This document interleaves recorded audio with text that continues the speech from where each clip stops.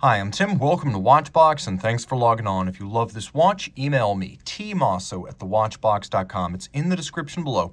Your purchase and pricing email question line for buying this or any watch you see on any Watchbox platform. Please reach out to me directly. Email tmosso@thewatchbox.com for pricing details.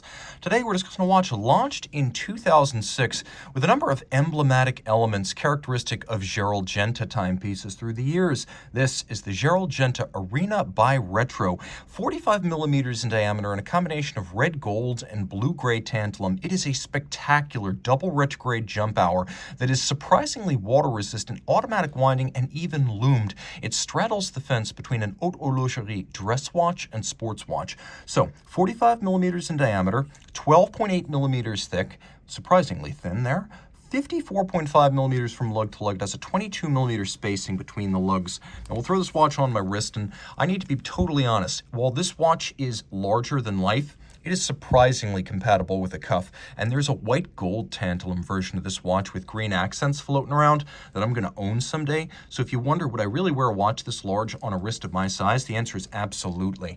And you can even see as you move further away and you get a broader view of my arm and my wrist, the watch actually looks more and more suited to the job. So if you've got a wrist of my size, 16 centimeters circumference, you can absolutely wear this watch. It'll be big, but big is the style.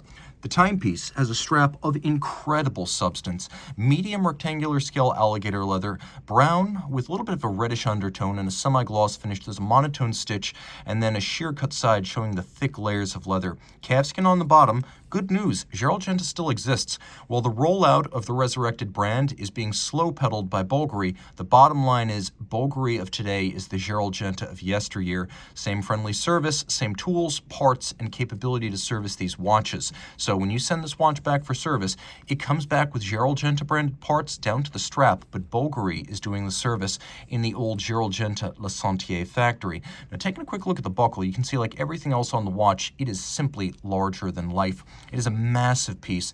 Internally, you can see it's been satinated and polished. It's a double-fold twin trigger release, so the sizable watch can't fly off your wrist. The twin triggers make sure that you can't accidentally pop this clasp open. And then we have the Gerald Genta logo with a little accent atop the G. Flip into the case profile. You can see the strap is held to the case using screws and bars, and as meaty and substantial, and yes, expensive as this watch is and was, it's nice to have screws and bars rather than spring bars keeping everything together. The lugs break out dramatically from the case band, and you can see this is an old-fashioned methodology of case construction with the lugs welded onto the case profile. Everything's of high profile. We have a little coined profile to the case. There's a little adjuster there, which allows you to jump the hour and 1 hour increments without displacing the location of the minute hand.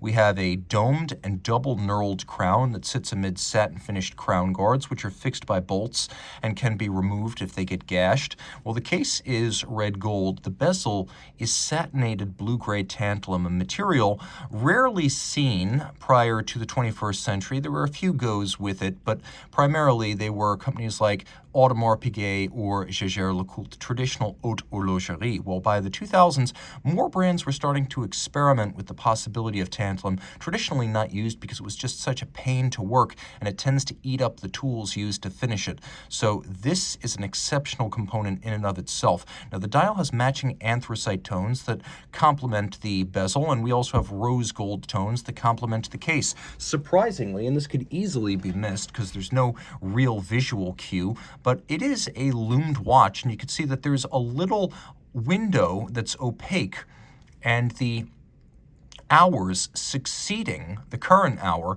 are able to absorb enough radiation that they can phosphoresce, and when you jump the hour, the 11 and then the 12 and then the 1 will already be luminescent. And you can see that the watch is quite well loomed at night. It's an absolute party to play with day or night.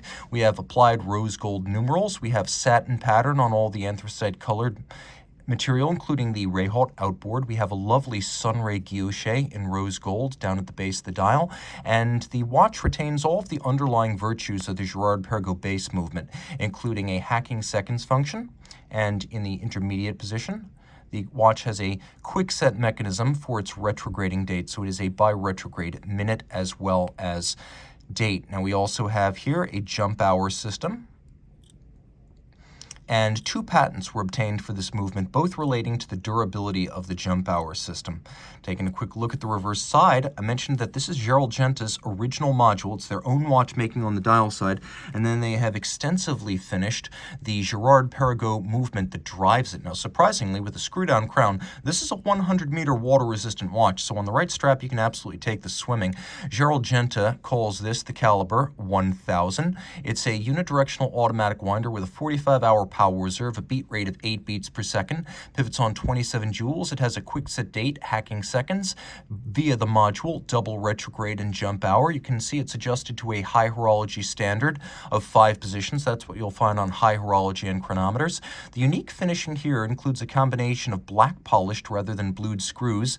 We have mirrored anglage that is to a very high grade, lovely solarization, several concentric solarized rings on the actual barrel and the ratchet wheel. We have engine turning, not on the base plate as it's usually seen, but on the bridges and the rotor as well. And then all of it is coated in a gilt or golden finish.